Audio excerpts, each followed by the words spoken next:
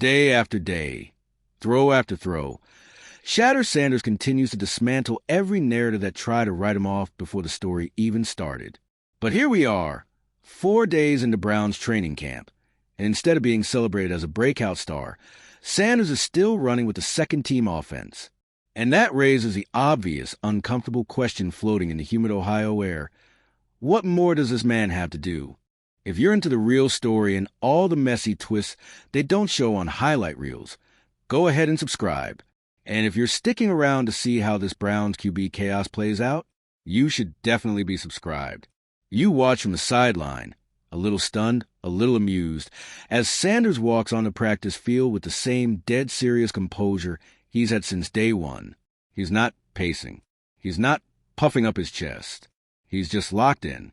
There's something quietly magnetic about it. The kind of presence that doesn't demand attention, but steals it anyway. 8 completions, 3 touchdowns, 0 turnovers. And that's just today. That's not some lucky streak. That's control. That's discipline. That's a quarterback who's reading safeties like bedtime stories and throwing with so much anticipation, it's like he's seen the future already. And yet, he's still taking snaps behind Dillon Gabriel. Now, don't get it twisted. Gabriel isn't a bad quarterback. He's got arm strength. He's mobile. But today, during 7-on-7s, he's laid on a dig route and almost gets his receiver decapitated. The throw hangs. The defense pounces. Almost picked. And yet, Gabriel jogs back to the huddle and resets with the first team. Meanwhile, Sanders, he's putting defenders in spin cycles. He eyes the safety, manipulates him left, then snaps his head right and delivers a no-look dart to Dante Johnson for 6. It's wizardry, and it's happening on the second field, away from the big crowds, away from the main cameras. You hear the whispers near the sideline, low, skeptical tones from scouts and assistant coaches. They're starting to get louder each day. Is he really going to stay behind Gabriel all camp? I mean, how do you ignore this? The tension isn't just about performance. It's about politics. Sanders was a 5th-round pick. Gabriel went in the 3rd. The Browns, like a lot of teams, hate admitting when the pecking order they carefully constructed starts to look backwards. The higher the pick, the more pressure to play them early. But when the 5th-rounder is outplaying everyone, that's a problem, and not the kind they like dealing with. The front office is watching closely now. You can tell by how often Andrew Berry strolls by the second field these days. He's not just checking in, he's monitoring. The QB reps, the body language, the timing, everything. Sanders might not be working with the first team, but he's become the main character of this camp without even asking for the spotlight. He's not lobbying for it. He's not calling plays for the camera. He's just stacking days. In a way, that's what makes this whole situation so absurd. He's doing everything right. Showing up early, leaving late, running extra sprints, meeting with receivers during downtime, watching film on the sideline while waiting for his turn. It's textbook leadership. Only it's happening behind the scenes, in shadows, while the rest of the league is only just starting to take notice. And the team dynamics? Oh, they're getting spicy. Some of the vets are keeping their distance. Not out of hate, more like caution. This kid's presence is growing fast. The young receivers gravitate toward him during stretching. The backup linemen trust him to make the right calls at the line. Even the rookie running backs are starting to lobby to be in his unit's drills. That kind of gravitational pull in a locker room, that's leadership. But for the guys who've been around, that can feel threatening. Because it's not just that Shadur is playing well. It's that he's winning hearts. Quietly but effectively. You can tell Kevin Stefanski feels the heat. During his presser today, someone asked him about Shadur's mechanics. He gave the usual coach speak, something about progression and continuing to evaluate. But his eyes, they betrayed him. He knows what's going on. He knows this camp was never supposed to be about Shadur Sanders. But now it is. The tipping point may come sooner than anyone expected. Joint practices start next week. The Browns are hosting a team with a vicious defensive line and a secondary that loves to jump routes. It's going to be real football. And if Shadur keeps dropping dimes against them, That's when he's just doing it against the second team. Excuse finally dies. The marketing team already sees the writing on the wall. Sanders' jersey is outselling most of the rosters. His name trends every time he completes a pass. When he posted that video of himself training in the offseason, in full Browns gear, helmet under his arm, music blaring in the background, it got more likes than the official team account's last 3 posts combined. This isn't just about football anymore. This is about momentum. And Shadur has it. Of course, not everyone's thrilled. Behind closed doors, you're hearing about pushback. Some coaches don't love the idea of starting a rookie, especially one with as much spotlight baked in as Sanders. The front office is caught in a tug of war, honor the draft capital or honor what's happening on the field. Then there's the Jimmy Haslam factor. His offhand comment about not needing a rookie savior during an interview last month is still echoing in reporters' ears. Was it shade? Was it a smokescreen? No one really knows. But what is clear is that Haslam didn't personally sign off on the Sanders pick. The marketing department did. They saw the upside, the charisma, the story, and most of all, the audience. Sanders is money. Even if he never takes a snap, he's already lifting the Browns' Q rating nationally. But here's the kicker. He's not just marketable. He's actually good. Better than anyone expected. And that combination? It's rare, dangerous, and increasingly hard to suppress. The preseason opener is looming, and it could be the beginning of the great unraveling. If Shadur goes out there and looks as sharp under the lights as he does in practice, if he dices up another team's defense with the same poise and patience he's shown all week, the calls will grow louder. The media will demand answers. The locker room will pick sides. And the coaching staff? They'll have a choice to make. Stick with the plan or adjust to the moment. Because ready or not, Shadur Sanders is rising. And everyone knows it. The stadium is buzzing. It's just preseason, sure, but tonight feels different. You can feel in the air, electric charge, like something is about to happen.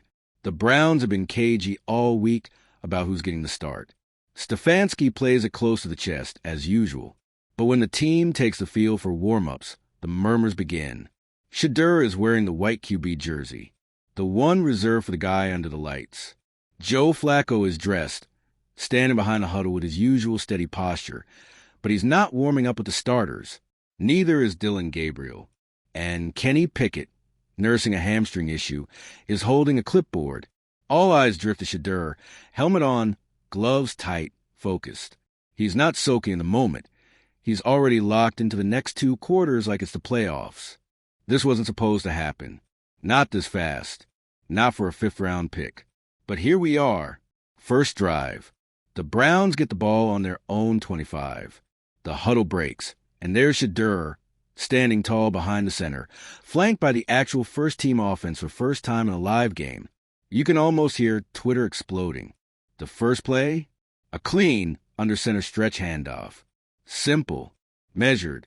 The defense crashes, and the running back picks up a modest 4 yards. Nothing fancy. Just getting a rhythm. Second play? A quick 3-step drop. Slant route. The kind of pass that should be routine, but with timing and pressure, becomes a real test. Sanders zips it in tight spiral, right on the numbers. First down. The crowd starts to lean forward. Now it's cooking. On the very next set downs, the Browns go empty. 5 wide. Stefanski's giving Sanders the keys early, testing his control. The defense disguises cover 2, but drops into a robber look. Shadur reads it in real time, looks off the safety, and hits his tight end on a seam route for a 17-yard gain. That's the kind of throw you build game plans around. The sideline erupts. Even Flacco, the seasoned vet, gives a subtle nod. That's not just poise. That's command. The drive ends in the red zone. 3rd and goal. Pocket collapses. Shadur doesn't panic. He slides up, eyes downfield, then breaks left, scanning the back of the end zone. Right before the sideline swallows him, he fires on the run. Back shoulder. Touchdown. It's clean, confident, borderline cinematic. And now, the crowd isn't just buzzing. They're on their feet. Everyone who doubted him, silenced. Everyone who supported him, vindicated. And up in the press box, front office executives are already rewriting the depth chart in their minds. But it's not just one drive. Shadur stays in for 2 more series. He goes 10 for 12, racking up 126 yards and 2 touchdowns. 0 interceptions. No sacks. No mental errors. It's as close to perfect as you can get in a first NFL appearance. By the time he exits the game, the storyline has shifted entirely. No longer the dark horse. No longer the backup with upside. Shadur Sanders is officially in the mix for QB1. And you better believe the city of Cleveland knows it. Post-game, Stefanski does what all coaches do when the quarterback situation gets messy. He dodges. He calls it an encouraging performance, praises execution and progress, and promises that we'll evaluate the tape. But behind the podium, the truth is unavoidable. A moment has arrived, and Shadur owned it. Inside the locker room, it's even more telling. The vibe is changing. Players who were quiet are now speaking up in support. A few offensive linemen, guys who barely knew Shadur 3 weeks ago, are now pounding his shoulder pads, telling reporters that he's got it. The rookie receiver he hit for his second TD, he calls Sanders a natural-born leader. Even the defensive players are chiming in. One corner says he hated going against him in practice because he never makes the same mistake twice. That's not something you say about just anyone. That's respect. Earned the hard way. Back at team headquarters, the decision-makers are huddling up. This was not the plan. Flacco was a bridge. Gabriel was a project. Pickett was a maybe. Sanders was a future. But now the future might be right now. And that brings us to the elephant in the room. What happens next? If Stefanski benches Sanders despite that performance, the fan base will erupt. Not in anger, in disbelief, because it'll feel like a betrayal, not just of Sanders, but of the process, the idea that the best player wins the job, that work ethic and results matter more than politics and draft position. And if he does elevate Sanders, that's a shift in the entire organization's philosophy. That means trusting instinct over investment. That means admitting the guy they drafted in the 3rd round might not be it. That means reshuffling everything. It's a dangerous game, but one worth playing, especially if your franchise has spent decades not getting this right. You don't stumble into guys like Shadur Sanders every day. Players with the talent, the mentality, and the maturity to change the culture, those are rare. And when they show up, ready, willing, and undeniably capable, you don't make them wait just because they weren't your plan A. So now, the Browns have a choice to make. Stay safe, or go bold. Trust the spreadsheet, or trust your eyes. Give the fans something to believe in, or retreat to the comfort of the familiar. The building knows the answer already. The locker room does too.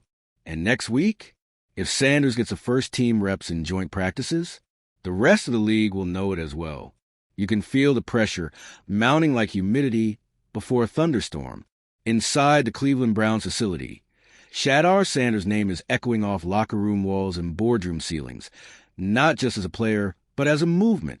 Every spiral he launches in practice, every perfectly timed read, every touchdown at the back of the end zone, it's all sending a message. He's not here to sit politely behind veterans. He's here to lead.